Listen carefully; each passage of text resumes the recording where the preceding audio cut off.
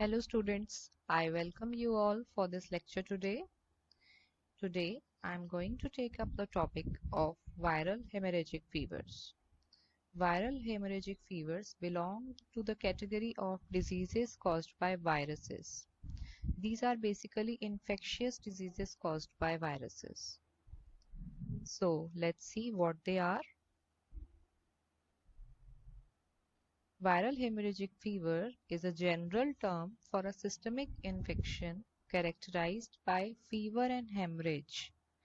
These are the two characteristic features, fever and hemorrhage.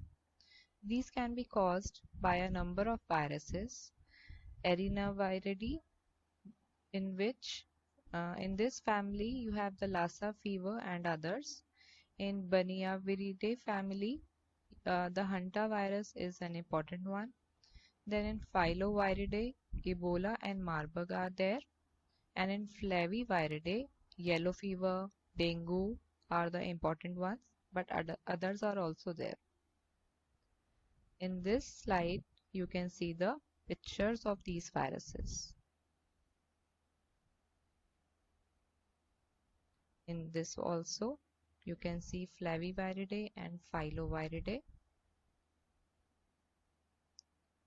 Now your book Harshmohan's Pathology gives this classification for viral hemorrhagic fevers, which is slightly different from the one I have told just now.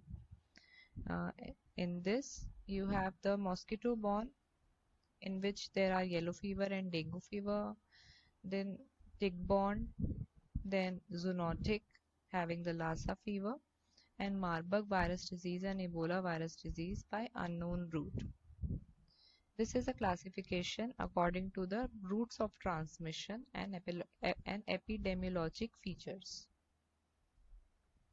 Now there are several characteristics that these four families of viruses have in common. All these are single-stranded RNA viruses and are enveloped ones having a fatty or lipid coating. All of these require an animal or insect host, most commonly mosquitoes, ticks, and rodents or bats. These are known as the natural reservoirs for these, and they are important for their survival and transmission. Humans are not their natural reservoirs. The viruses are geographically restricted to the areas where their host species lived. It means that where there are mosquitoes and rodents and bats, these illnesses are common in those geographical areas. Now, with a few noteworthy exceptions, there are a few exceptions. Uh, Apart from those exceptions, there is no cure for these illnesses, virus hemorrhagic fevers. There is no cure yet. How is the infection caused? Mode of infection, spread, and the transmission. These viruses basically infect insects or rodents, and humans get infected when they come into contact with these infected insects or rodents. For example, by exposure to the body fluids. Body fluids are the infected blood or semen, and or the droppings of an infected rodent, or through an insect bite, usually from a mosquito or tick. A few varieties can be inhaled also by humans from infected rat feces or urine. And as I told, that humans are not the natural reservoir for these viruses. Now, some of the viruses, after the accidental transmission from the host, humans, when they are infected by these illnesses, then these can be transmitted from one human to another. For example, in the areas where these illnesses are spread, if the person travels to that area, it can spread from human to human transmission. But this is uncommon actually. Viruses can also be spread if you crush an infected tick also. Then human cases or outbreaks of hemorrhagic fevers caused by these viruses occur sporadically and irregularly. Irregularly means they are very unpredictable. You never know when they would be spread. Now, the occurrence of outbreaks cannot be easily predicted. An infectious dose of viral hemorrhagic fever viruses is very low. Risk factors. Now, how can you get infected? What are the risk factors? This slide gives a few risk factors in brief. You can read through. Okay. Then in pathogenesis is not very well understood. These viruses basically enter the bloodstream by a number of routes, including the bite of an insect and following inhalation or mucous membrane exposure. All except for the hantaviruses cause disease during the period of viremia only. Then endothelial cell infection occurs with the majority of VHF viruses.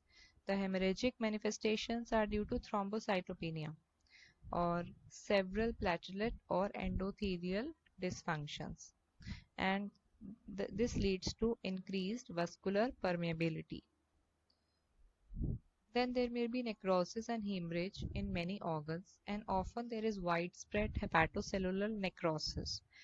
Infection with many VHF viruses stimulates cytokinin production, which may contribute to severe cytopathic effects or DIC. In brief, you can say that these viruses damage the walls of tiny blood vessels, making them leaky. They can also interfere the blood's ability to clot, and the internal bleeding that results can range from relatively minor to life-threatening also at times. These pictures show the general pathogenesis.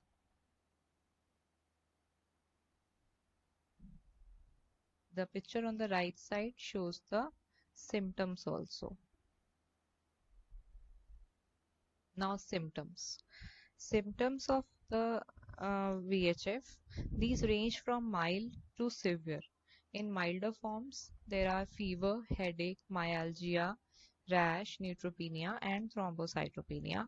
But when severe, there is sudden hemodynamic deterioration and shock. Now, initial symptoms can include high fever, fatigue, dizziness, muscle, bone or joint aches, and weakness. These are similar to many other illnesses also. So these illnesses are difficult to diagnose in the initial stages. Now, people with severe cases show signs of bleeding under the skin, in internal organs, or from body openings such as mouth, eyes, or ears. But blood loss is rarely the cause of death. Now, these people may also have shock, seizures, nervous system failure, coma, delirium, kidney failure, respiratory failure, and liver failure when severe. Now, diagnosis is difficult in the initial stage. Now, when you take the history, always ask about, when you suspect this illnesses, always ask about the medical and travel history and any exposure to rodents or mosquitoes, any international trips, including the countries and the dates, where they are spread.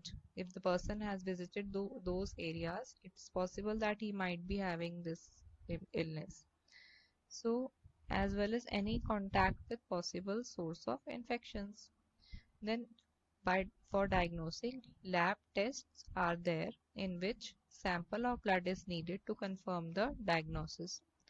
Now, because viral hemorrhagic fevers are particularly virulent and contagious, these tests are usually performed in specially designed laboratories using strict precautions also. No current or effective treatment is available yet. In allopathy, few of the antiviral drugs are there. In homeopathy, treatment is based on individualization. So people with these illnesses get supportive treatment like fluids, assistance with breathing, and pain relievers. Now, VHF viruses are also potential biologic weapons because of their infectious properties, morbidity, mortality, and the absence of therapy and vaccines till date. Vaccinations exist only for a few types of viral hemorrhagic fevers, that is, yellow fever and Argentine hemorrhagic fever only. Uh, the thing in italic is a little about the yellow fever vaccine. Then, until additional vaccines are developed, so the best approach is only prevention, that is, staying away from rodents or insects that could carry the virus. Prevention. How can you prevent since there are no treatments and vaccination? So, for prevention, now before traveling to the areas where viral hemorrhagic fevers are common, ensure having receiving any available vaccinations and pre-travel advice also. Now, while living, working, or traveling to areas where viral hemorrhagic fevers are common, you should take care that you avoid mosquitoes and ticks. This can be done by insect repellents, clothing, bed nets, window screens, and other insect barriers to avoid being bitten. Now, long pants and long sleeved shirts can be worn, or permethrin coated clothing is much better. Okay, and then avoid unnecessary activities at dusk when the mosquitoes are active and apply mosquito repellent. If staying in tented camps or local hotels, use bed nets and mosquito coils. For preventing rodent infestations, keep your pet food covered and stored in rodent-proof containers. Store trash in rodent-proof containers. Dispose of garbage. Make sure that the doors and windows are tight-fitting. Then place wood piles or stacks of bricks and other materials at least 100 feet from the house and mow the grass closely and keep brush trimmed to within 100 feet from the house. Now another prevention is that from uh, by using protective barriers such as gloves, eye and face shields and gowns when contact with blood or blood fluids is expected, and also learning how to safely clean up the nests and droppings. Precautions also include careful handling, disinfection, and disposal of laboratory specimens and waste. That's all in today's class. Hope you found this lecture helpful, and please read this topic from your pathology books also. Thank you. Thanks for today's patience and listening.